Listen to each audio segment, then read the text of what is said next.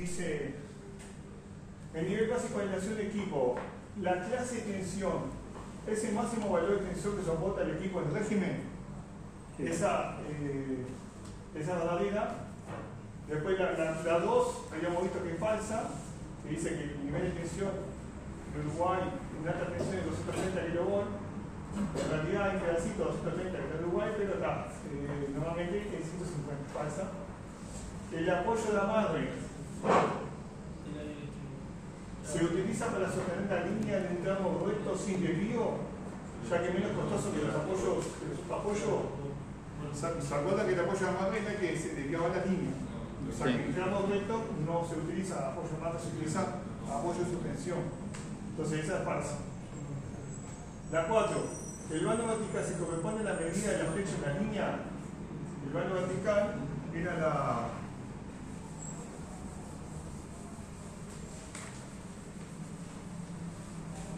la distancia contraria, el ganismo. No es la flecha. El vano vertical. El vano vertical es la distancia del ganismo, o sea, no es la flecha, por lo tanto es falsa. Vamos, seguimos acá después. La catenaria del piso. La catenaria. Sí, de la catenaria al suelo. Ese es el galivo. El galivo o de la catenaria en la parte recta es la flecha. La 5. El conductor de aluminio de una línea aérea que es 50/8 es del tipo ACCR. Es así, es correcta porque los 50 milímetros vendría a ser la parte del aluminio y el 8 milímetros la parte del centro, la parte del acero. Por lo tanto, esas dimensiones corresponden a su cable. La 6. La impedancia base depende del nivel de tensión del sistema. Sí. ¿Se acuerdan que nosotros calculamos una cierta base para cada nivel de tensión? Así que eso está bien. Necesitamos acá. Bien. La 7. Los aerodramas tipo line pose. El conductor es sujetado tensado por una cadena de aisladores. ¿El line pose cuál era? ¿Se acuerdan? El aislador tipo line pose. Exacto. El aislador queda apoyado sobre el conductor que se ataba y entonces no está sujeto y tensado por una cadena de aisladores. Esa es falsa. El 8. El valor de la lactancia del cortocircuito de un transformador vista por unidad, tanto de un rebanado como el otro, ese mismo valor. Esa es la, ¿cómo se llama? La Z del PU del transformador. ¿Cuál? La misma. La 8. Esa te la aplicó en clase. Ahí va. Es la misma, no importa si yo me paro acá o acá para la red, el transformador tiene un valor de PU. Chao. Yo lo puedo calcular vista de este lado, pero llega el mismo valor de PU. La 9. La distancia del galivo, ahí sí es la que estábamos hablando, de un conductor, ¿varía en función del periodo del año? Sí. Eso, ni más. ¿Se acuerdan que habíamos hablado que el galivo es la distancia de la catenaria del suelo? Con la temperatura. Exacto. Con la temperatura se empieza a dilatar, empieza a achicarse el galivo, o bueno, está por contener. Entonces varía en función de la 10. ¿Cómo es el nombre? Luciano Díaz.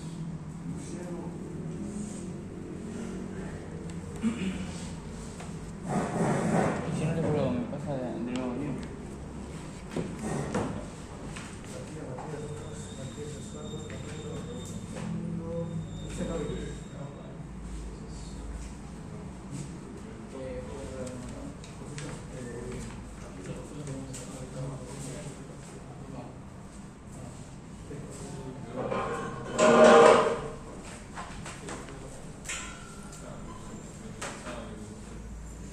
Bien, seguimos con la 10.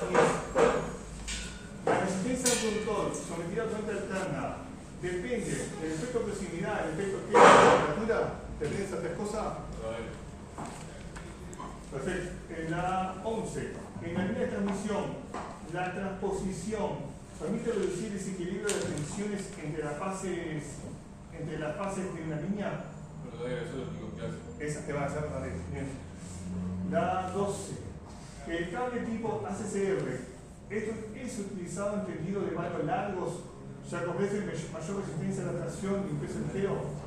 Sí, ¿se acuerdan que la lámina de acero hacía que podía tensionarlo en distancia más larga y no se caía tanto como el aluminio? La 3. Es conveniente utilizar menos conductores por fase para un mejor aprovechamiento del efecto pelicular. Esa se acuerda que era falsa. Nosotros, cuanto más conductores, era mejor para el efecto pelicular. ¿Qué nombre es? Fabundo, Anchete.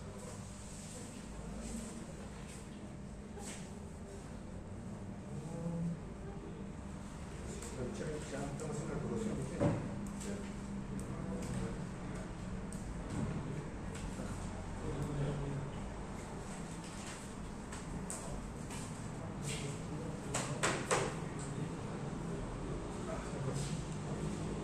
Muy bien. Bien, vamos a la 14. La inductancia de la línea disminuye a medida que aumentamos la cantidad de conductores por fase. Eso también es. ¿Cuál? La 14 dice: la inductancia de una línea disminuye a medida que aumentamos la cantidad de conductores por fase. ¿Se acuerda que cuanto más conductores por fase, aumentaba el radio medio geométrico, por lo tanto, ¿dije bien? Disminuye la impedancia. Sí, también aumentamos el denominador. Eso está en la fórmula de Excel. La 15. Una de las ventajas de la transmisión de corte continua es que no existe la circulación de potencia relativa. Esa también es verdadera. No tenemos potencia de cuenta estándar. No tenemos, potencia relativa. La 16. En los apoyos de suspensión, el conductor se apoya y descansa sobre el aislador. ¿Qué piensa de esa pregunta? 16. El apoyo de suspensión, el conductor se apoya y descansa sobre el aislador. Exacto. El que se apoya y descansa sobre el aislador es el iPod. Entonces, por lo tanto, no es un apoyo de suspensión. El apoyo de suspensión es que el aislador está sujetando el cable y lo está sujetando. Está suspendido. Bien. La 17. La norma NIEC es la que establece valores de expresiones nominales en baja. Sí, esa es correcta. Esa no le voy a poner una norma que no sea. Lo estoy matando. ¿Cuántos nombres hay? No, es muchísimo. La 18. El uso de los spacers por fase en alta y alta genera un incremento radio del medio geométrico de la fase. O sea, está diciendo, ¿aumenta el radio medio geométrico el uso del spacer? Sí, correcto. O sea, es como a medida, cuanto más conductores, más el radio geométrico aumentará. Es como más o menos repetir la pregunta anterior. La 19. ¿La inductancia de la línea disminuye con el aumento del radio medio geométrico? Claro, ese es bueno. Y la 20, una línea de transmisión en vacío que circula poca corriente suele tener una considerable componente inductiva. Al revés. Exacto. Una componente capacitiva. Esa pelota está bien. Más o menos, pregunte cosas, si no seguimos con la otra parte, ¿no? Vamos siguiendo la parte. Hoy tenemos que terminar con el tema 5. Bueno. ¿Usted después lo sube esto? Sí, esto sí, después lo subí. No lo subí ahora porque cada una persona hace el examen y tuve que cambiar la. ¿Tiene Richard? No, Richard no lo va a hacer. ¿Qué pasó? Dijo que se va a dedicar a otras cosas, que estaban con problemas personales y que no podía seguir. Es Nicolás Guillén, que está en el salón de la supervisión. Tuve que cambiar las cosas de apoyo porque no podía. ¿Usted le pasan los datos? Pero igual no también. Bien, este ejercicio. Era fácil. No había fórmula ninguna. Simplemente decía. Este lo hicimos en clase también, este ejercicio. Tiene un transformador de 36 de 10 megavatios. Dice, calcular la cesta vista del grado de 30. Cuando el transformador se encuentra a sus valores nominales. O sea, si se encuentra a su valor nominal, pues el transformador está circulando 10 megavatios. Entonces, con esa potencia y la tensión, calculamos la IH, la corriente del lado de alta, el lado de 30, no queda tanto acá, y después la Z calculamos simplemente la presión sobre la corriente, calculamos la Z. Para calcular la Z del lado de baja, el lado de... Profe, da para ganar un poquito ahí la imagen, Ahí un está, poquito sí. más, papá. Un poquito abajo, bastante. Por lo menos para ver. Ya que no me acuerdo cómo montaba eso, una cámara.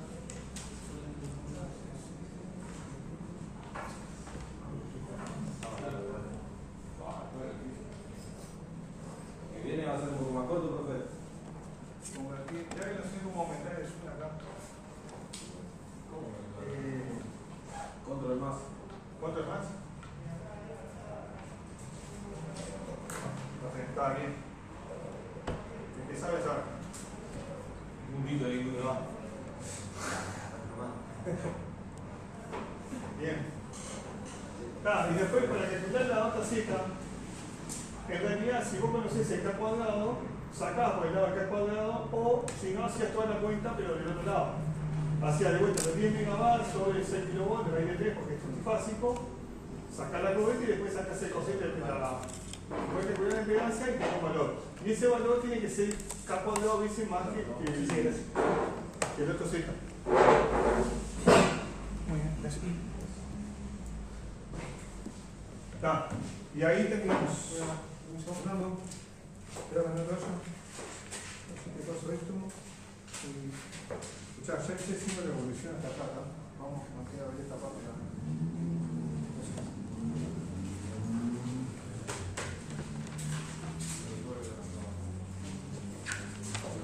Ahí la cuestión era calcular la corriente, en principio con los datos nominales que transformamos. Ahí va, sí. Sacar, está calculando la I nominal. Porque tiene la potencia nominal, la tensión nominal, ¿sí? Se va a la I nominal. Y después simplemente impedancia. Muchos hicieron así, pero se olvidaron de raíz de 3. Y cómo está. Y otros no sé bien qué hicieron. Pero está. Bien, seguimos con la otra parte. La otra parte, acá la simbología. La primera es una trampa de onda, la trampa no tiene un capacitor en paralelo con una bobina, eso se llama un filtro LC, y esa cosita de la trampa de onda es eso. Después el otro es un descargador, el sentido de la flechita, esa negra es hacia donde se descarga, hacia donde fluye la corriente a la tierra. Después el terminal y cable es ese, y después está el transformador de tensión positivo, que en realidad tiene el de redondo es la bobina y los no chiquititos son los secundarios y arriba es el divisor de tensión positivo. El primer capacitor que está de este lado se absorbe la mayor parte de la tensión y el otro simplemente la...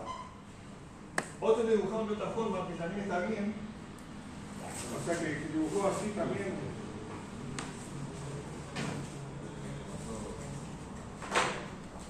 Ese símbolo, si lo dibujan así,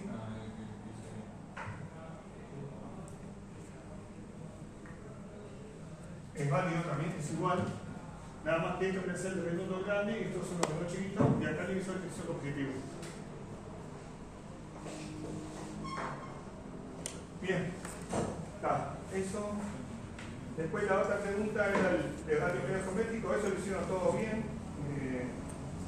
Es un concepto físico, esto es definición. Y después el efecto Kelvin también, aunque no todos escribieron perfectamente todo eso, pero se entendió que la idea estaba clara, así que el puntaje fue válido para todo. El efecto Kelvin es aprecia los conocedores que empieza a circular para la periferia y este fenómeno hace que se incremente la resistencia, eso es la constante que se esperaba, y cómo se aprovechan instalaciones usando caños metálicos, huecos en el medio. Y después la última pregunta era...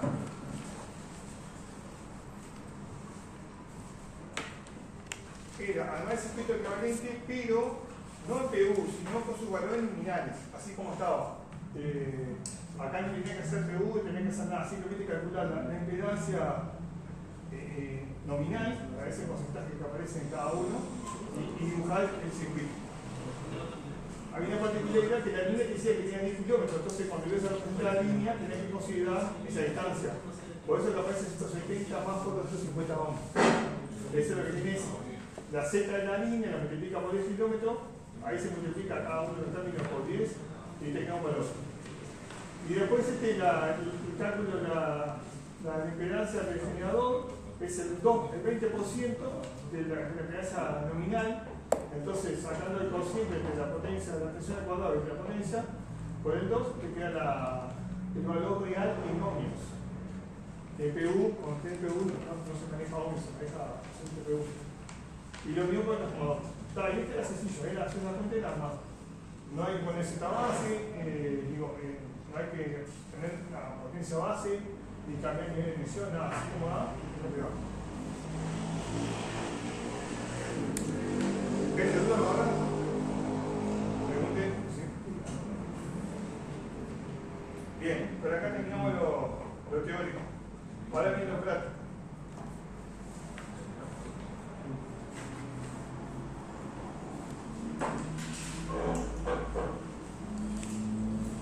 El primer ejercicio era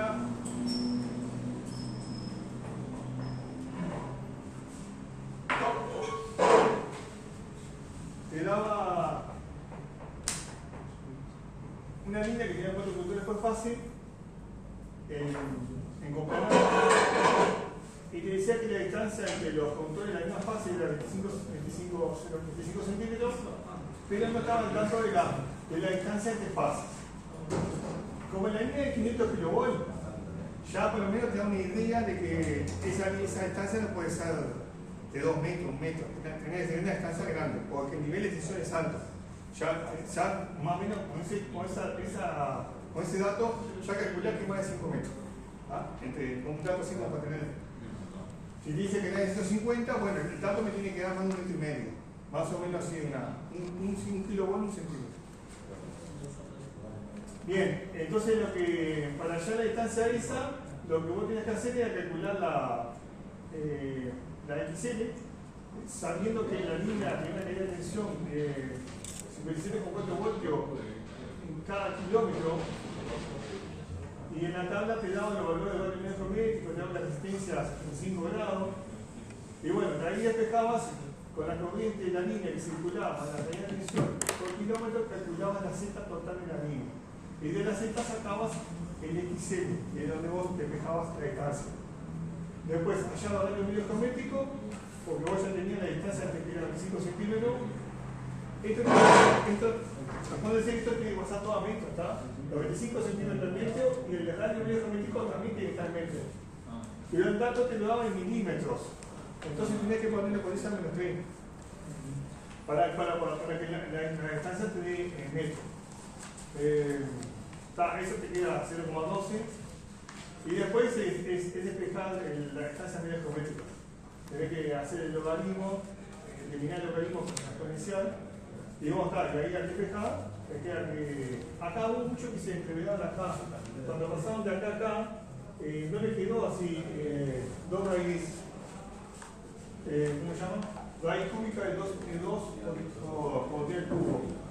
Pusieron 4D, pusieron otros valores ahí. Estos son errores matemáticos, en realidad, no es error conceptual. Pero muchos en ese despeje fue que se le erraron y ahí por eso le quedó 8 metros, 2 metros, porque yo cualquier medida. Pero bueno, está, la idea es que quedase el metro. Este ejercicio ya estaba hecho. En el otro ejercicio se pedía que calcule los 0,25 centímetros, ahora es al revés, calcular los 6 metros. No hay mucha vuelta, los ejercicios son muy parecidos, nada más que le pido que calculaste, te saco este dato, le pongo este y así. Pero era eso, era sencillo. Usted pregúnteme duda porque así. ¿Está bien? Bueno, el ejercicio de PU. El ejercicio de PU, a diferencia que vimos en clase, es que tiene 2 ramas en paralelo. El que vimos en clase era un circuito serie con varios transformadores, pero acá tiene que el generador sale una rama el transformador T1, el T2, y baja la barra C. Y por abajo sale el generador 2, también con los transformadores, y se juntaban la barra C y después salió un único transformador. Los transformadores eran iguales, cosa de que el alto PU del T1 y el T3 era lo mismo, el T2 y el T4 era lo mismo, la línea era la misma, todo era lo mismo, cosa de que no tenía que hacer muchos cuentas. Entonces, calculando con un generador ya sabía que era igual al otro, calculando con un tajo y así sucesivamente. Era, o sea, no. Si bien estaba duplicado, trabajo la arriba, pero el cálculo para uno ya te servía para el otro. Entonces, como que el cálculo era la mitad. Bueno, acá está resuelto de la dos formas, está por el método largo y por el método corto. Ahí lo que hicimos fue calcular las tensiones base para cada nivel de tensión. Eso se divide en ¿cómo se llama? En zonas. La zona de 11 kV, la zona de 60. ¿Quieren hacerlo eso en Japón? Más o menos ¿tienen claro el tema de la zona? Yo lo veo como que tienen clara, pero. Entonces bueno, ahí se divide la zona de 11 kV, abarca el generador hasta el transformador T1. Después la zona de 60, es la que está entre arranca en la línea hasta el transformador T2. Y después la zona de 30 va de la barra esa C hasta el transformador T5. Y la zona de 6 kV tiene la listecita muy chiquita y la carga.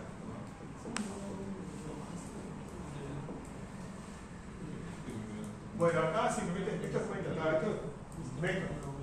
y calculando los WPU, está resuelto de la forma por el camino largo, era qué porcentaje tenía de generador de su tensión, de su impedancia nominal, y después a eso sobre la impedancia base, integraba el WPU, o directamente aplicaba la fórmula que, como hay un cambio de potencia, por la impedancia de la ZPU nominal, que era de 0,1, ahí ya sacaba el valor directamente. O sea, lo hizo por dos caminos para que si alguien cargaba el de arriba, el valor es igual. Después hicimos lo mismo que el T3, lo mismo que el T1, con la línea no tenés, también tenés que hacer la X real sobre la Z base. Acá no tenés qué porcentaje de impedancia acá, es un valor, es una Z, un valor en ohmios, sobre la Z base, se te van los ohmios y te queda PU. Bueno, y así lo vamos haciendo con cada zona. Esto es metódico, o sea, esto es ir haciendo los valores. Lo más interesante es acá, cuando vos ya llegás a un circuito en el cual lo que está ya en PU, estos son todos datos PU, están en ohmios. Tenés la empresa de generador primero, después tenés la empresa de transformadores, eso viene a ser la zona de 12 kV, la línea, el transformador T2 y T4, la otra zona, la T5, la línea 3 y la carga. La carga, lo que te da son valores nominales, la carga te da la potencia y te daba la tensión. Entonces vos tenés que calcular la Z de la carga, con esos valores que te daba. Y después la Z, sobre la Z base, sacabas cuánto es el valor de PU. Vieron que la carga, capaz que la carga es lo que más le complica, porque no te da qué porcentaje, y tampoco tenés una JZ como la línea. Tenés que calcular la Z con esos datos que te da, con esos 10 megas, factor de potencia y los 6 kV, ustedes calculan la Z de la carga. Y ese valor de la Z de la carga lo dividen sobre la Z base, y ahí sacan cuánto PU es la carga. Y el PU era 1, o sea, la carga era un PU. Y era positivo, no tenía J, o sea, porque el factor de potencia era 1, por lo tanto no, ¿cómo se llama? Era resistencia pura. Era lo único distinto, porque después además eran todos impedancias, pero eran todos J, eran todos en XL. Menos la línea que era una R. Una vez que está armado el circuito, vos ya lo que podés hacer es empezar a hacer los paralelos, que te queda todo un circuito serie. Esto que está allá arriba. Y después que tenés el circuito serie, como vos sabías que la tensión en la barra A era 60 kV, vos esa tensión en la barra A lo dividís por toda la impedancia y sabés cuál es la corriente que va a pasar por todo. Pero tenés que tener en cuenta todo, hasta el 1PU, que muchos no lo tienen en cuenta. O sea, hicieron hasta la barra D y el 1PU lo dejaron por fuera. Pero entonces cuando calcularon la corriente le quedó distinta.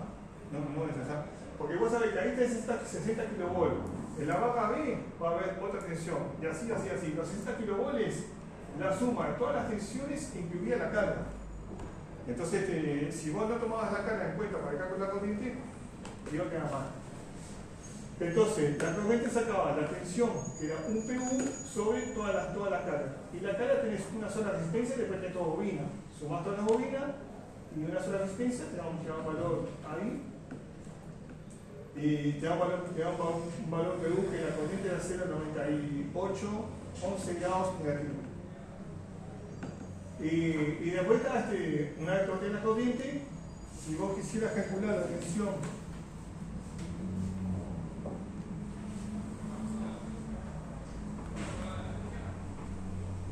acá está la carga, ¿no? Entonces, acá te tengo 60 kV, que era un PU. Y esta impedancia,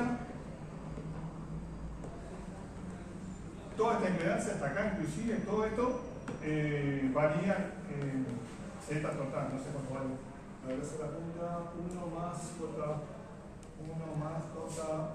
0,2.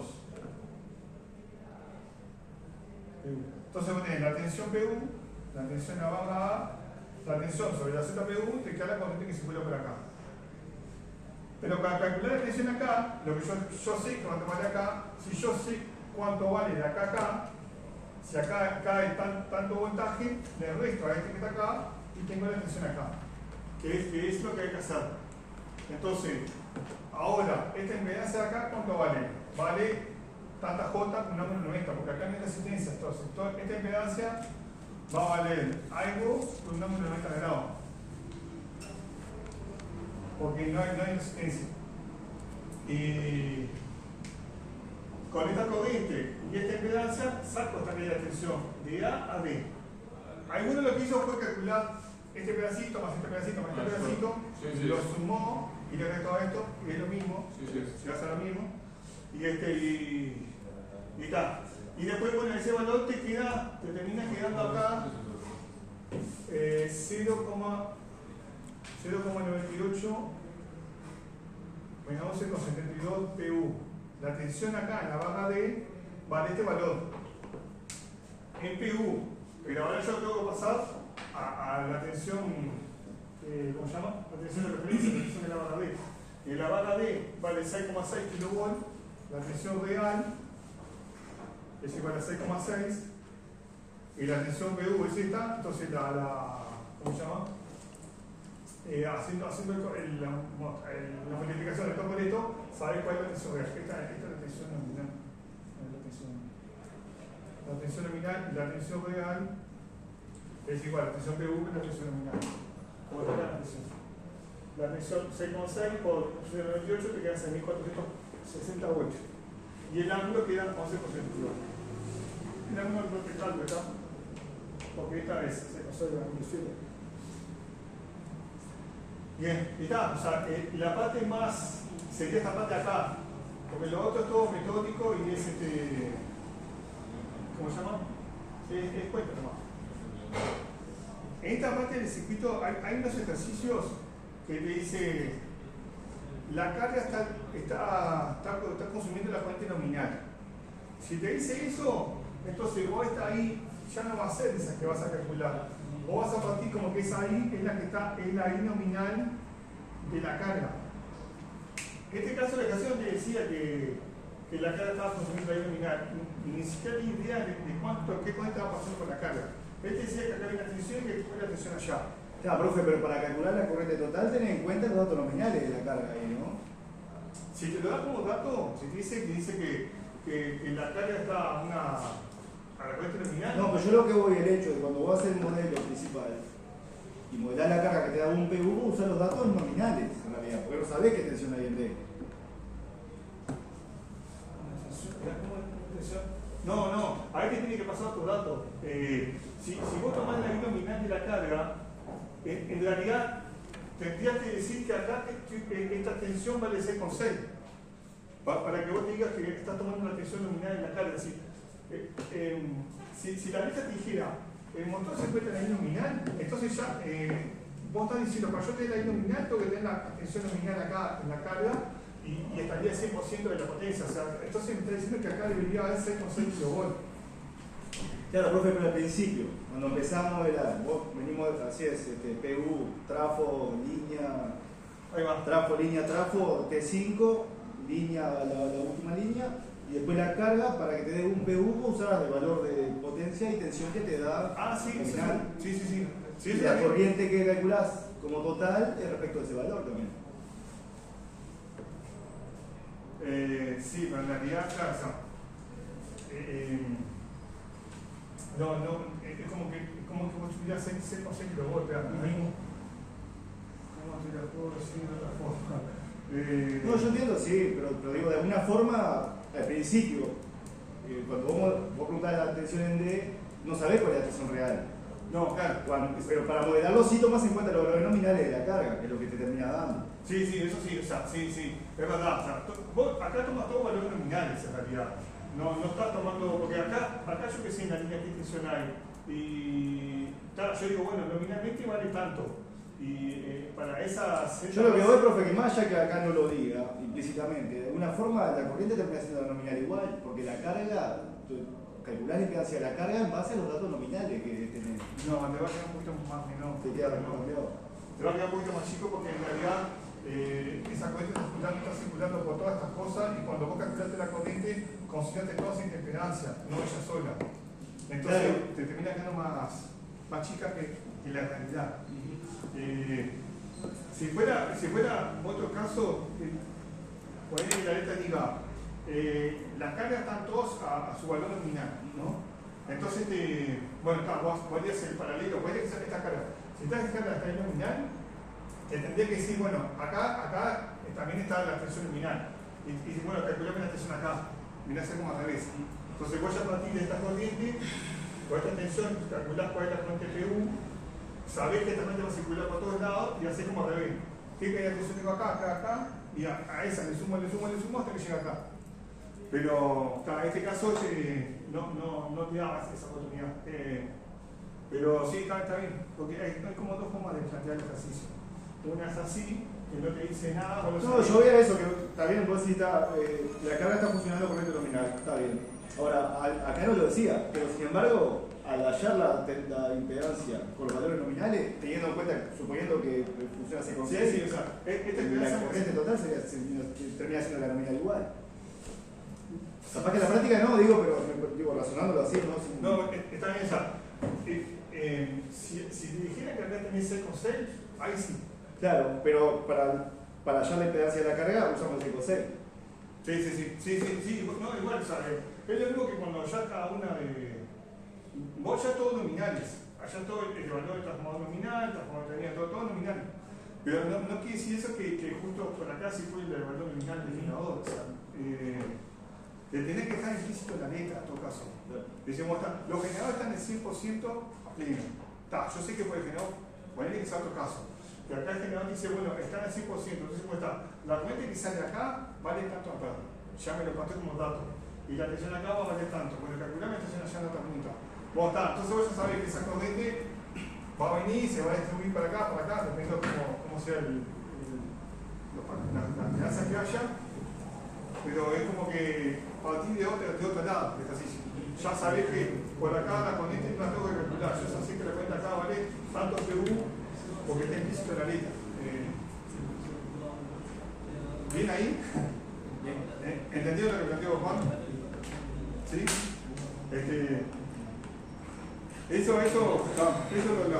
Cuando hablamos de ejercicio digo, bueno, presta atención que acá está diciendo que la carga está al 100% o el generador está entregando el 100% de la I nominal. Entonces, ahí ustedes ya se parte, no, yo ya sé que la corriente va a valer este valor.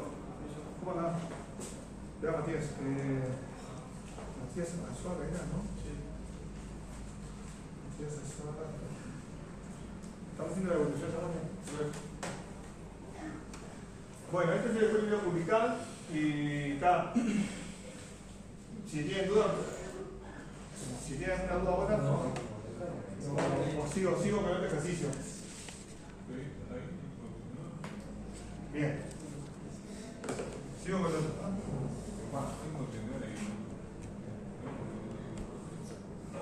Puso raro esta oratoria.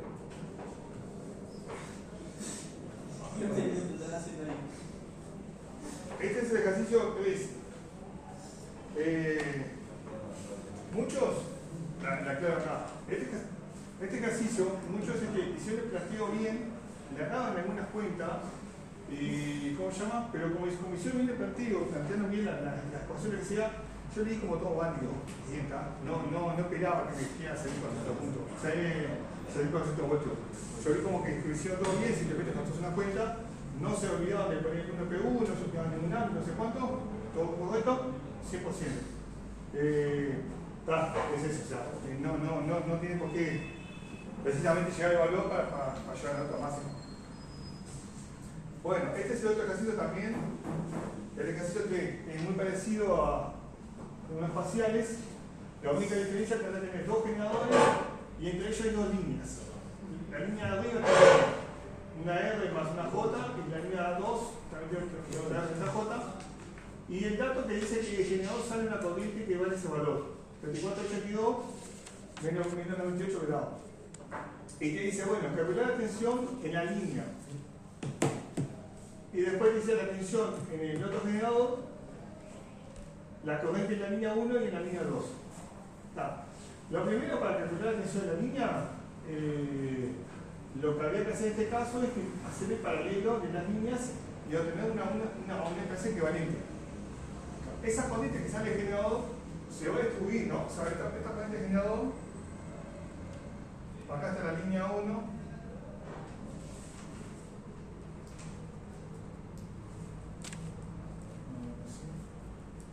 Entonces, esta corriente que está acá va a salir una acá y una acá. Pero si yo resuelvo el paralelo, sé que esta corriente va a pasar por acá. Cuando ustedes resuelven el paralelo, le va a quedar una sola, equivalente. Esta corriente va a ser la que pasa por acá. Entonces, si tengo esta Z y tengo esta I, sé qué voltaje va a ir acá. Esa era la idea, ¿no? Resolver el paralelo primero, después conociendo la corriente que pasa por acá, poner esta tensión, y después para calcular esta otra tensión, esta le puso BM1, esta tensión vale 120 grados.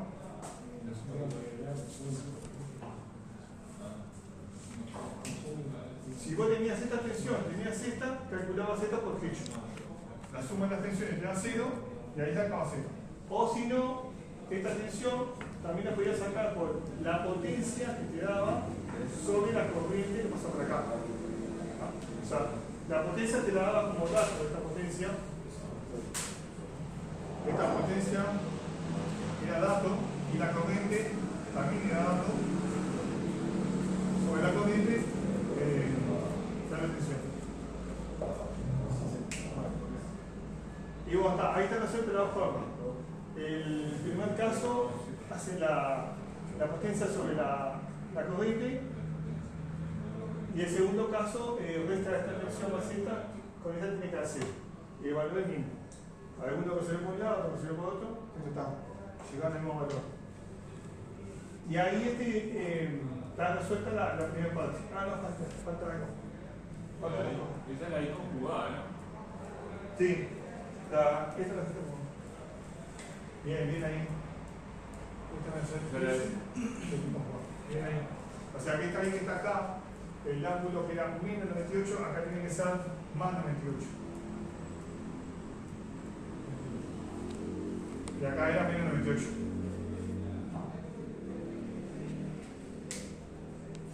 Perfecto, bien ahí con el tema de la conjugada.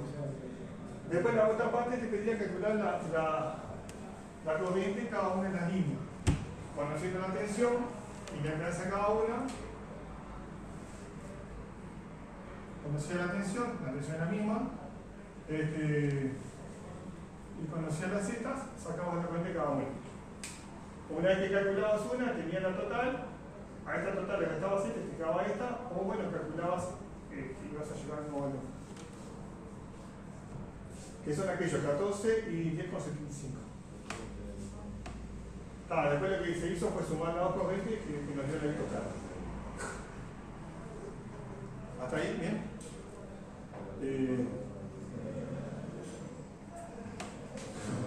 Pregunten que yo, porque capaz que hicieron yo voy como bala y ustedes pueden estar ahí, cada uno lo que pueden.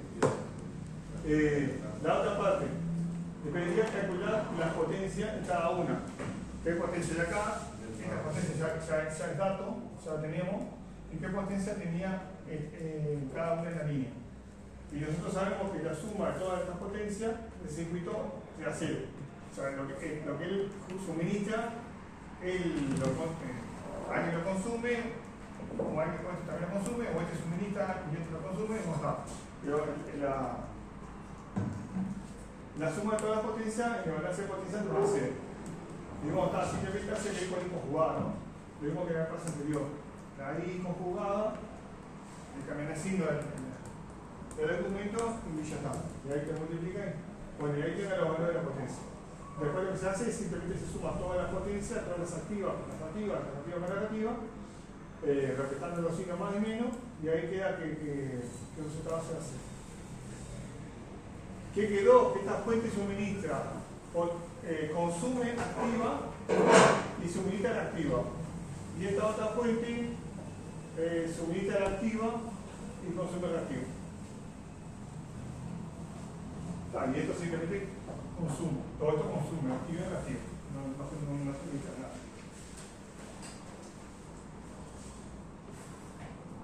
Bien. Y por última parte, bueno, era graficar.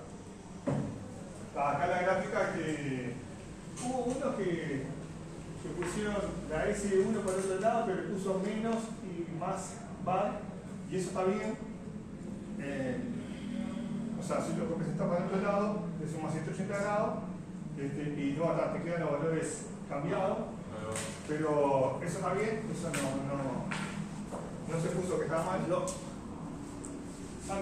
¿Cómo andan? ¿Todo bien?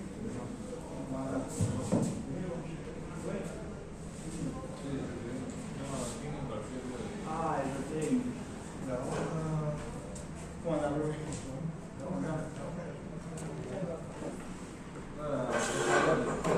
¿La hoja de firma anda por ahí? Acá está.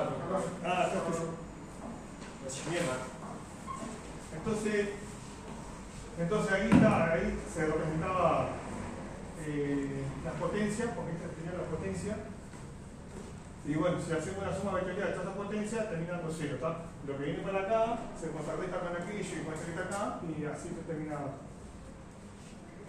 Eso es cada uno de los cuadrantes. Vean que las líneas están en el cuadrante 1, que consume activa y consume reactiva.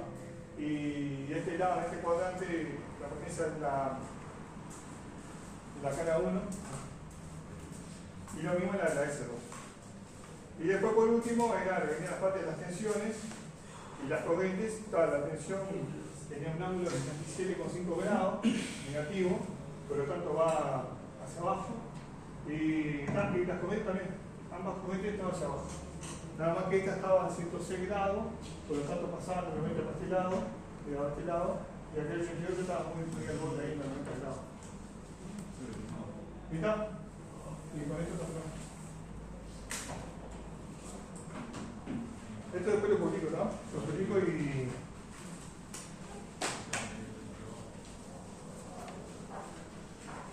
¿Qué decir? ¿Y la otra? Ya lo tomo. Ya está. Sí. Había un ejercicio que estaba mal del paseo 2004. 2024, ese ya lo corregí también, está en la página. En lugar de ser dividido estaba por, y después me di cuenta, Gastón fue el que se dio cuenta y me dijo, y ahí lo corregimos, porque quedé bien. Bueno, gente, o sea, el puntaje tiene que ser 60 en total, o sea, no quiere decir que con esto, nosotros acá no es que si tenés menos del 30% queda eliminado. Nosotros en ese sentido no. Y en razón que 60 en total, para nosotros es bueno.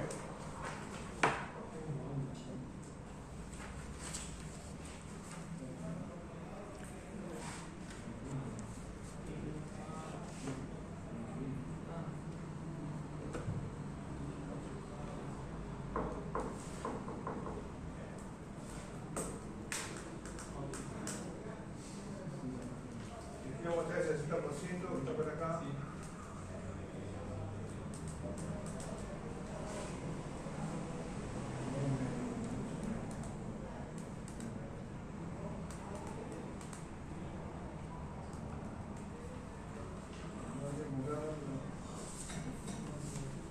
Profe, disculpe la joda.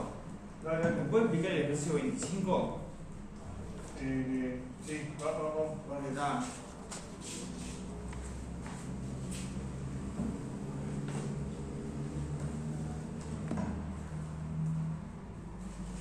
Vamos a no lo cuento. Pero. Esto 25.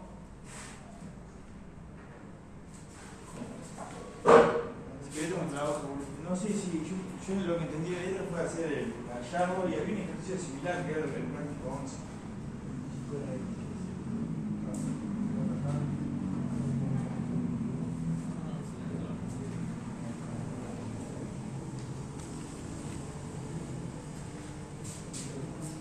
Acá, mirá. Acá lo que se pedía era que solamente dibujar el circuito con impedancias nominales, como te daba cada uno de los equipos. No había que pasar a según, ni cambiar de base. Yo hice todo eso. Le hice más difícil todavía. Era solo hacer el. Era solo hacer el circuito equivalente ese. Eso. La única cosa era que la línea, como decía, tenía 10 kilómetros y el valor que te daba la línea era por kilómetro. Claro. Había que multiplicarlo por 10 para. Y ahí cuando multiplicaba por 10, multiplicaba 10 por 17 para 10 por 25. No, entendí mal la letra y hice todo mal. No, genial. Era eso, ¿no? Y acá.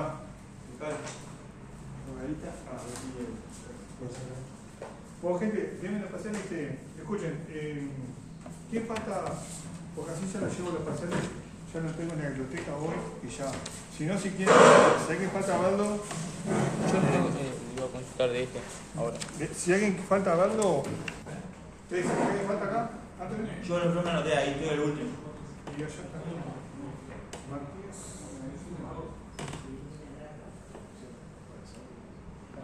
Matías, falta vos.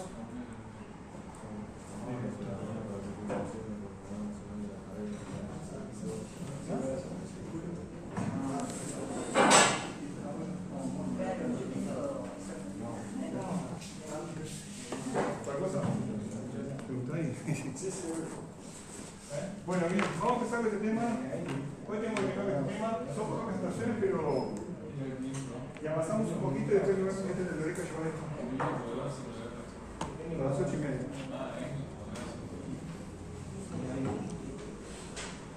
Bueno, vamos a ver lo que es la conductancia.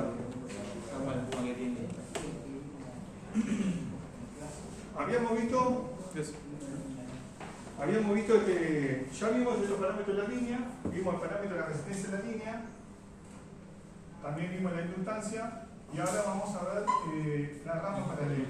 La rama paralela tenemos dos elementos, el capacitor y la resistencia. Esto es la resistencia de la línea y la X es la línea. Y bueno, ahora vamos a hablar de esto, que es la conductancia. Que nosotros representamos como una resistencia en paralelo. Profe, entonces lo que vimos antes estaba omitido eso, digamos. Lo que vimos antes estaba omitido esa resistencia, digamos. Sí. Los ejercicios que hicimos ahora era esto nomás. Ahora vamos a ver teórico.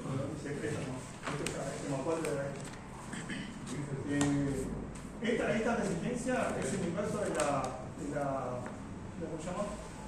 La conductancia es el inverso de la resistencia, en el caso del sistema paralelo. Y la unidad, cuando es el inverso de ohm, es el Siemens. Se dice ohm a la menos 1 o si no Siemens.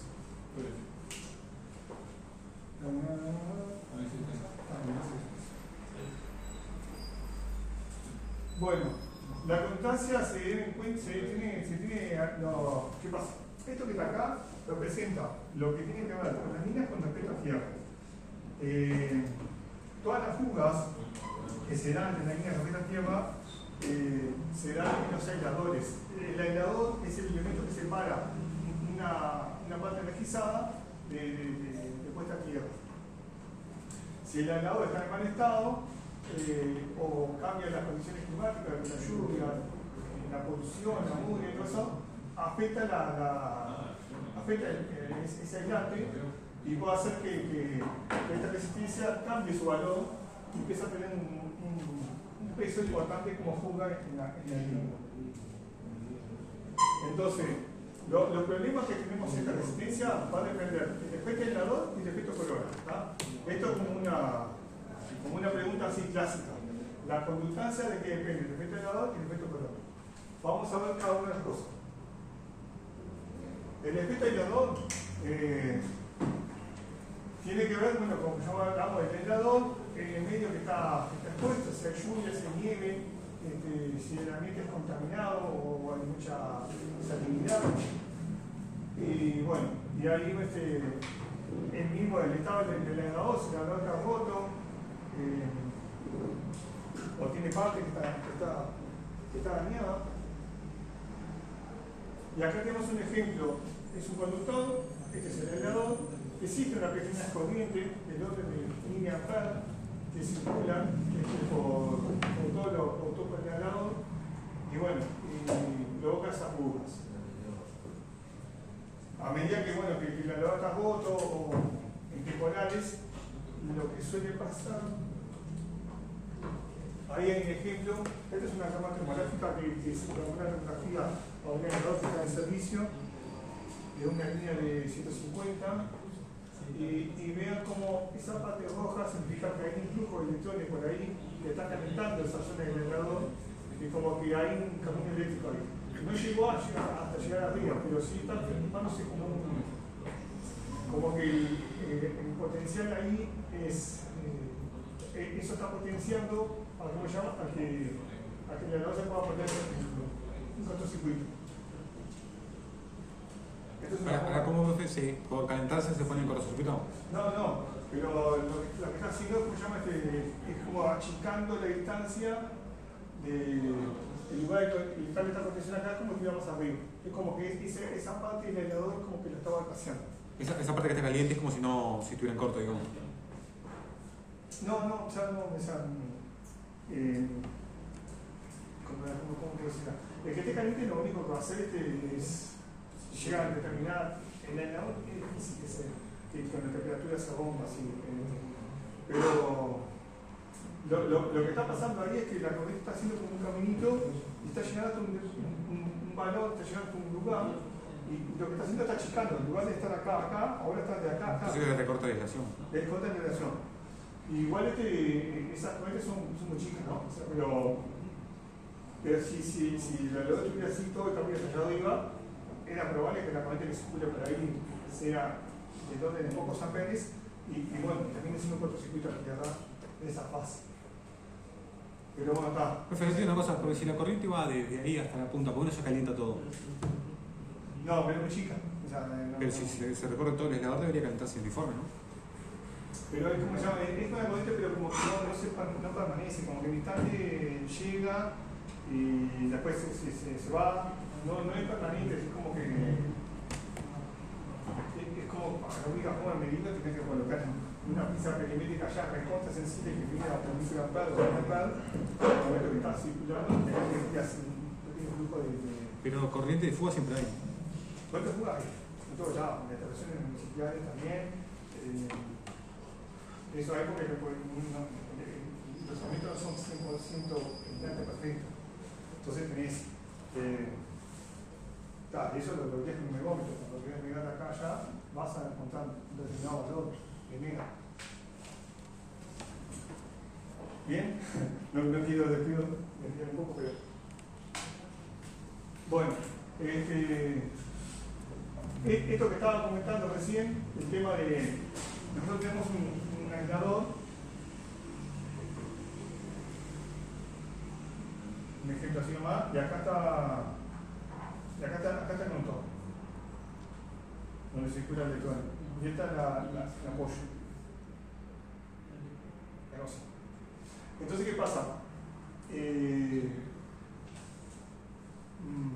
cuando llueve o cuando hay mucha polución, se empieza a depositar toda una serie de sedimentos en todo el tema, todo el helado, y eso hace que le está dando un camino a la corriente para llegar al otro tema acá.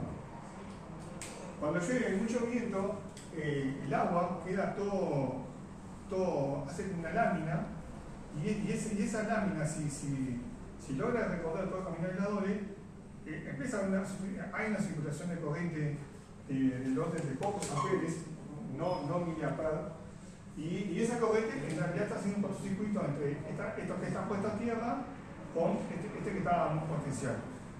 La corriente va a revés, hace un cortocircuito. ¿Qué pasa en los días de tormenta?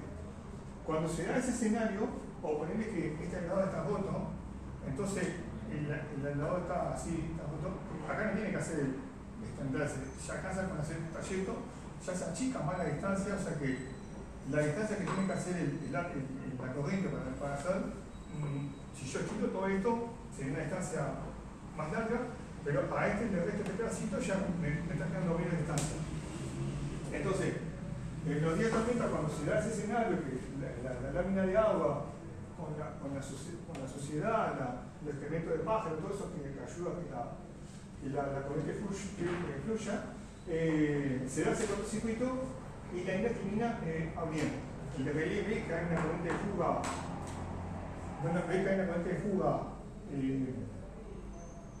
¿cómo se llama?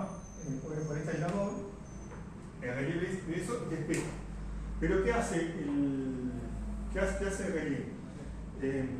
Cuando una línea, en las líneas trifásicas, vos tenés las tres fases, y justo en ese aislador se da el defecto. La corriente viene para acá y se deriva acá. Esta corriente llega igual, esta corriente sigue igual, la corriente acá, la suma no es cero, porque tenés esta más esta, y a esta todavía le resta este poquito, y se va, ya la suma acá deja de ser cero, es distinto de cero. Entonces cuando se pasa eso, que el diferencial ve esa diferencia corriente, se da cuenta que hay una fuga a tierra y manda a abrir. Pero no manda a abrir todas las líneas, manda a abrir solamente las que tienen el problema. Entonces, ¿qué hace? Esta lo abre, este no lo abre, este tampoco, y abre acá. Y acá no lo abre. Así no lo abre, ¿no? Entonces, abre esa línea puntualmente, espera un ratito y vuelve a cerrar. Mientras tanto, mientras esta línea está afuera, estas dos líneas van a estar alimentando una carga trifásica acá. Va a producir como porque esta carga va a estar alimentada por dos fases en lugar de tres. Pero eso lo hace en un tiempo tan corto, que son los 600 milisegundos.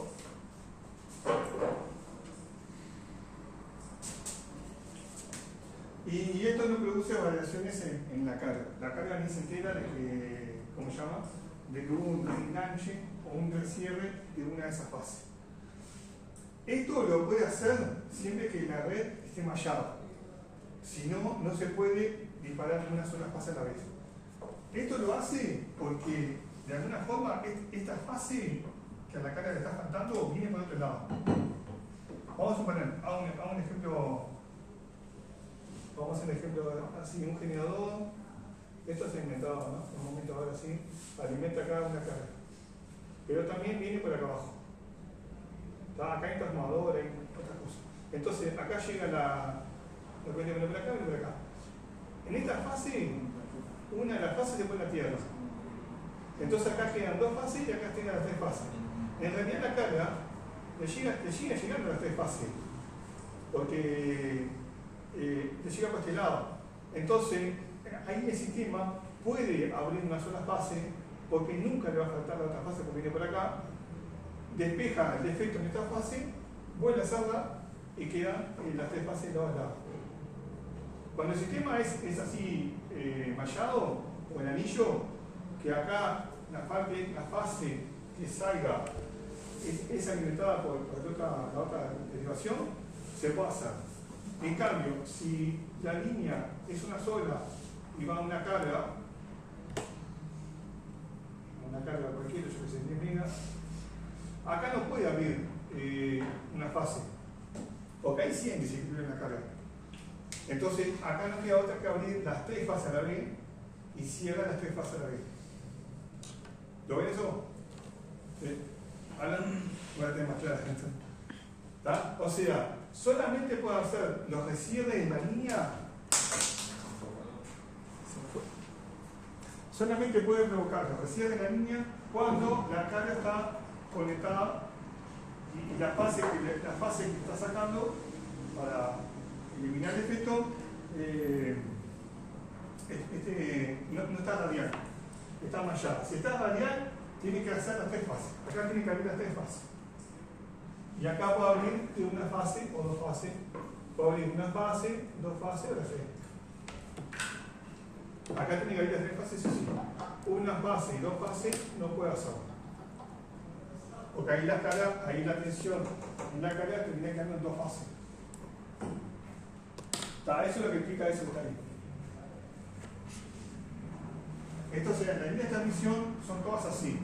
¿Por qué? Porque la recta mallada viene línea para acá, a esa estación llega varias líneas. Entonces, en distribución, o en los sistemas radiales, no tiene por esa distribución, no pueden abrir una sola fase. Y está. Bueno, y esto para evitar este problema. Una vez que se extingue la corriente, este flujo se hace cero, desaparece y se vuelve a recerrar. Cuando se vuelve a recerrar, el arco puede ser que se provoque de vuelta o puede que no. Si normalmente el 80% de la falla de la línea se da por esas fugas en ese momento aleatorias, en ese momento justo, y que se soluciona haciendo lo cierto. No hay que abrir, ni salida que ya aisladores, lloviendo, nada. Simplemente haciendo recierres se elimina el problema y se vuelve a empezar la vida. Eso en la red lo podés ver. Profe. Sí. Eso se ve en la red. ¿Cómo ¿Se ve forma de verlo? En los planos sí, los planos ves. En los planos ves que está el disparo por cada una de las fases, no funcionales. ¿Cómo lo ven? Tendría que justo hacer una gráfica de un momento que hubo un defecto y vas a ver cómo la tensión de una fase hace cero y las otras siguen igual y después en el momento que recuperan las 3, o sea, recupera ese. Eso se hace una gráfica, se hace en la secada, haces una gráfica en ese momento que se siente una... Pero tenés un aviso de que pasa eso. Sí, le llega el evento a la escala, el operador se va a enterar. Hubo un recién en la línea, es exitoso. O sea, abrió, cerró y no pasó nada. A veces pasa que provoca un recierre y termina, ¿cómo se llama? Abre la línea. Vamos a poner, está buena esta pregunta. Si el recierre es exitoso, es decir, abrir la línea, esperó tu tiempo y cerró. Y el problema se fue, o sea, la línea quedó no. Cuando no es exitoso, es decir, abrió esta línea, o sea, pasó el tiempo, debería haber cerrado, pero no cerró, y ahí actúa otra petición. Que veis que están estados en fase y que además pasaste este tiempo que tienes que esperar. Y ahí esa petición te saca todo. Entonces ahí le dicen recierre no exitoso. Bueno, hay que sacar la línea, dale botón, pum, ahí cierra. Lo cierra manual, porque el René no lo pudo hacer. Si pasa el tiempo, el René no cierra antes que pase este tiempo, va a actuar otra petición que es propia de los interruptores, que el interruptor queda 2 fases cerradas y una abierta. El interruptor te permite ese tiempo, después que pasa 1200 milisegundos, o sea, después que pasa el interruptor ve que tiene una fase cerrada, 2 fases cerradas y una abierta, y él actúa por función propia. El interruptor propio, este de acá y este de acá, pasó este tiempo y él abre. Porque es una versión golpe del interruptor sin falla. A veces el interruptor tenés, vos cuando apretás ese botón para cerrar las 3 fases a la vez. Cierra esta, y a veces esta cierra antes que la otra, y no cierran todas perfecto en el momento. Entonces, si vos le haces cierre y te cierra esta y esta, y aquella no cerró porque se quemó la bobina, porque se quedó sin bobina, cualquier cosa, El interruptor espera, che, está, repasate, abrí, pum, abre las otras dos, abre todo bueno. Entonces, esta falla está por encima de esta, o sea, si el relé no recibe la línea en este tiempo, cuando llegan los 1.200 milisegundos, el interruptor se va a dar cuenta y va a abrir las tres fases acá y va a abrir acá. Y a eso le llaman cierre no exitoso. Si es Después ahí el operador va y cierra. Si es exitoso, por no que sea necesariamente que cierre, lo ves igual, cerca del arma o algo. Sí, el relé manda un evento a los escados. Dice, ¿Le das bola a su evento? Sí, hacen un control. O sea, ellos suman todos los recibes. Hay determinadas líneas que son clásicas, que pasan reserrando, y ahí se moche, mira, esto no fue cada vez que llueve, recién. Vamos a empezar a ver, hacer una recorrida, y ahí se ven aisladores rotos, como se llama, está todo mugriento de excremento de pájaro, y ahí empiezan a cambiar. Ahí dicen, vamos a dar atención a esta línea, que ya estaba presionando mucho. Hacen un control, un seguimiento de cuánto recibe la línea, y en base a eso aceleran el mantenimiento. Profe, pero día de lluvia esto es normal que pase, ¿no? ¿El día de lluvia sí? Día de lluvia es normal que haya. Sí. El día de lluvia esto es muy normal. Al día siguiente que pasó la tormenta, el día ayer tuvimos tanto recién de esta línea, tuvimos, no sé, 2 recién de esta línea, hace todo un evento, hace toda una lista de lo que pasó, y ahí nos enteramos todo, y siempre es clásico, o sea, al día siguiente de la tormenta así, acá no llovió y de repente ya empecé llovió, tuvimos, me sé dolor de abrigo, están llamando varias veces, dan informe todo lo que pasó en todo el país, para nosotros, o sea, y ahí detalle, ahí empezamos, esta línea está pasando bastantes veces, y ahí la gente de cosas hace un plan como para releva todo, ven, hay muchas líneas que están cambiando sobre senadores, se está cambiando esto por la cantidad de cierre que se ha hecho en todos los años pasados. La estadística se ha visto que esa línea reservaba mucho y empezaron a cambiar el ganador, y veremos con eso que se evite esos problemas. Bien. Esto no va a contar nada. Esto es simplemente para que lo sepan ustedes arriba. No voy a preguntar esta medida ni nada por el estilo, porque esto es tema de protección y no es tanto de redes. Pero por lo menos para que lo sepan, cuando ya lo escuchen o algo así, Bien. Entonces vimos que el aislador este que está acá, se calcula que van entre 3 y 5 watts por cada disco. Cada disco estos son 5 watts. En un día normal, un día seco. Y en un ambiente húmedo puede llegar hasta 20 watts.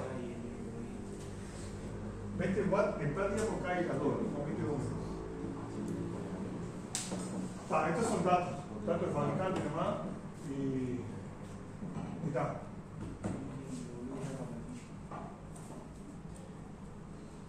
Si estando bien el aislador, ¿no? Sí. No, exactamente correcto. Si el desarrollo está todo bien, o sea, si. ¿Cómo se llama? Está mojado, en condiciones óptimas. Exacto, si está mojado, está como picado por caso sometido abajo, es un suelto eléctrico y lo ha ennegrecido la zona o abajo otro pedacito de porcelana, lo que sea, ahí te va a aumentar. Pero más o menos para un valor promedio, ¿viste? Bueno, ahí tenemos el caso de tener 2 aisladores, una línea de 30 kV o de 6 kV.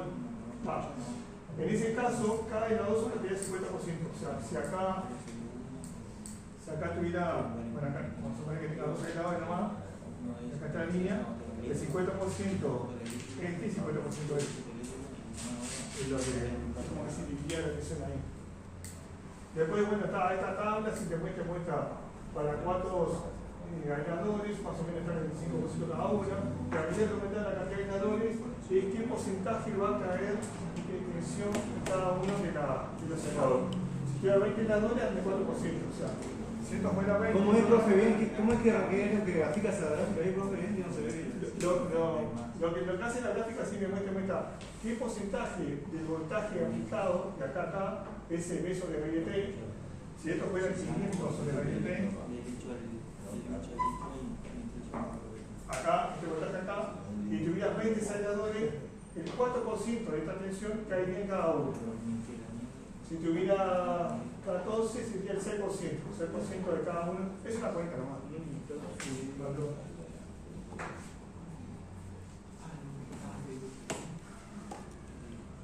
Bien, eso es lo que tiene que ver con el efecto aislador. Entonces, el efecto aislador, para ir cerrando un poco los conceptos, acá, el efecto aislador está acá, tiene que ver con el estado de los aisladores, ¿cómo se llama? Si están buenos, si están rotos, lo que sea. Y bueno, esto hace que el valor de resistencia que representa la línea vaya un aumento, ¿no? Si aumenta el efecto aislador, si hay aisladores rotos, o picados, o faltantes, lo que sea, este valor va a aumentar. Este valor de resistencia, luego lo disminuye. Conductancia.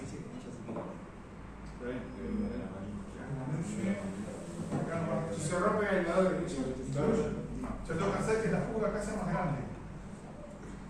Resistencia baja entonces. Se aumenta la fuga y la resistencia baja. Sí, está bien, Mira ahí. Entonces esta resistencia va a bajar, la conductancia va a bajar a medida que haya más fuga acá. Una fuga. O sea, si la fuga aumenta. aparte del aislador lo que busca es dar mayor resistencia. Sí, pero como digo, la serie, ¿verdad? Si esto es un valor grande, no habría que ir a tensión. No habría corriente acá. Cuanto más chica, la corriente más grande. Entonces, si la fuga aumenta, disminuye la resistencia. Por lo tanto, ¿cómo se llama? Hay más fuga. Así sea que falte aisladores o que robots, lo que sea, la resistencia va a disminuir. Por lo tanto, si esta resistencia es más chica, esta tensión sobre esta resistencia chica, la corriente es más grande. La corriente que pasa por acá, la corriente de fuga, crece.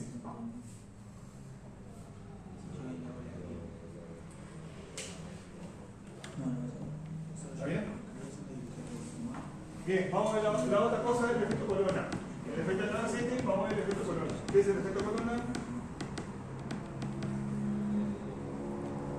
Acá. El efecto corona tiene que ver con los flujos de corriente que pasan por el conductor que se van al aire, se van a la ¿cómo se llama? Al aire. Capaz que mejor este dibujo acá, después voy para atrás. Acá tenemos las cosas juntas. El efecto aislador que vimos recién y el efecto corona. El efecto corona es en el conductor hay electrones que se van, que se pierden en el aire. Hay una zona que es el gradiente, el potencial que se vuelve conductivo, por lo tanto los electrones tienden a circular por el aire, por esa zona, y son electrones que se pierden. Esa energía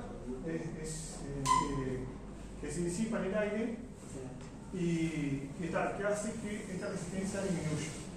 Ese es el efecto corona. Pero se aprecia más, acá en el dibujo, vean el arco violeta, esos son desprendimientos de electrones sobre alrededor de ese conductor, ese es un succionador. Sobre todo, mira acá, el succionador tiene una punta hacia arriba y cuando baja cierra. Tanto la iglesia. Ahí va, bien. El aislador, vean dónde están los extremos. Este es un sesionador. El sesionador tiene el brazo que cae y se engancha allá. En la punta del sesionador, en la parte de contacto móvil, como hay una terminación, el conductor no sigue, hay un desprendimiento de electrones que se pierde en la superficie, porque ahí esa zona como que el aire pasa a ser conductor. Y lo mismo pasa en estas terminaciones acá, en este codo que hay acá, en la parte de esta como que no se da, y en las terminaciones allá abajo cuando llega el sesionador que está al lado, ahí hay un desprendimiento de electrones. Eso es el efecto corona.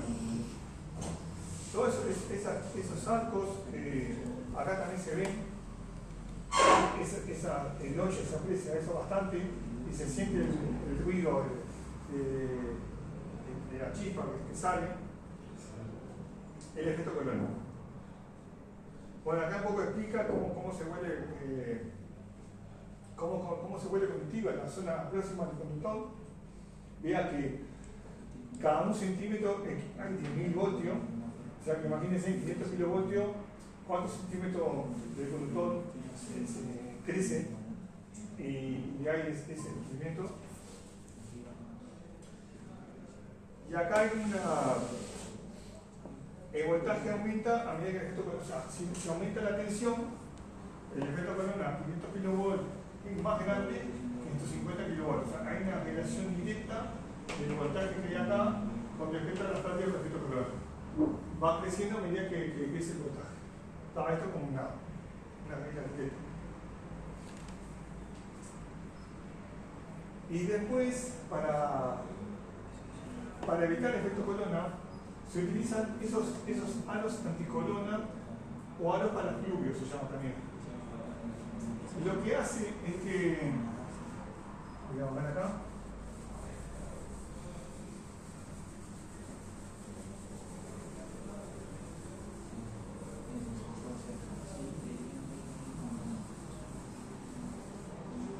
¿qué sucede cuando si uno pone un conductor y acá el ganador que está sesionado, ¿no? Suponete que está el brazo sesionador acá hacia arriba con la conexión que se engancha acá. Vamos a hacer el mismo ejemplo de ahí. El flujo de electrones viene por acá, pero cuando llega acá, parte se va y parte sube. Y cuando llega acá también parte se va y bueno, está, y algunos quedan acá, o sea, se va por todos lados. Entonces, vemos que en las curvas, en los quiebres, es donde se da el mayor desprendimiento de electrones, o en las terminaciones, que termina ahí y acá hay un desprendimiento de electrones. Entonces, ¿qué es lo que hacen para evitar que pase esto? Colocan lo que le llaman un anillo tricorona. Lo colocan acá, lo colocan acá. Entonces, los electrones, cuando llega a esta zona, no se van a hacer el circular y van a seguir su trayecto. Si bien se van a descansar, pero van a seguir un trayecto, tienen un camino, le hacen un camino para que la cosa se circule. Lo mismo las terminaciones, acá las terminaciones, el electrón tiende a mantenerse y no se iría por el aire. O se va muy poco. Esa es la funcionalidad de corona. En este caso, vean, el anillo está cortado y como hay un mayor efecto corona de esta punta de acá, que si hubiese estado cerrado. Así que el anillo de corona es para disminuir el efecto corona, así como el nombre así. O si dicen halos parafluvios, es el mismo más conocido anticorona, pero los halos parafluvios también es también para disminuir el efecto corona. ¿Qué pasa si disminuye el efecto corona? La resistencia esta aumentaba. La resistencia esta en derivación, esta resistencia que depende del efecto corona, si el efecto corona baja, esta resistencia aumenta el valor, por lo tanto disminuye la intensidad del cubo. Está todo como relacionado. Para fluvio, dijo. Sí, para fluvios. No sé si creo que está anotado por ahí.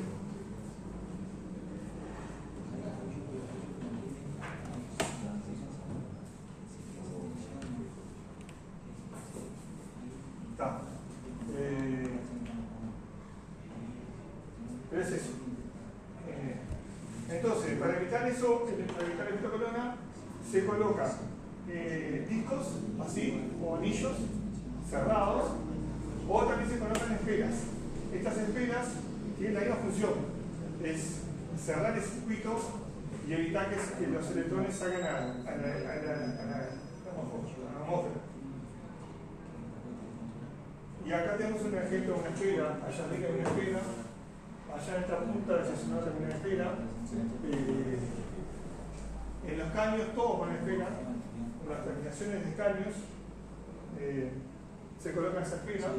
Esa esfera es una esfera real, que tenemos que colocarla en un caño y Está el caño, le metes la esfera queda así por encima, lo atornillas y ya está. Y entonces esa terminación se evita todo el efecto corona.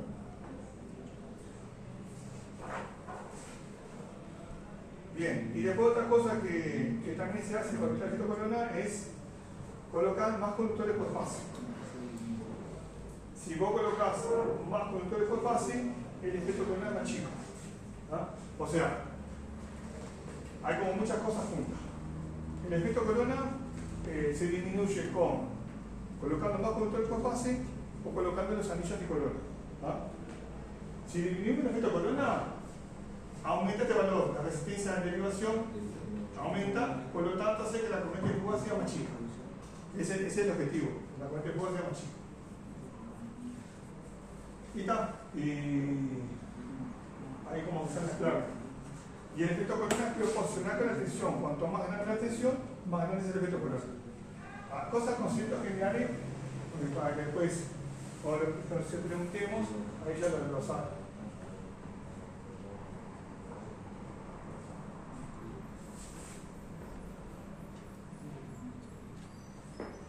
Bueno, acá está un poco lo que ya estamos resumiendo. Entonces, la conductancia, la rama en paralelo y la línea con respecto a tierra, depende de esas dos cosas, el efecto helador y el efecto corona, ¿no? Y bueno, cuanto más conductores por fase, además de que cuanto más conductores por fase ayudaba al efecto pelicular, también ayuda a disminuir el efecto corona. O sea que hace como dos cosas, más conductores por fase, menos efecto corona y mejora el efecto pelicular. Y bueno, el efecto helador fue lo que vimos, el estado de helador y esas cosas.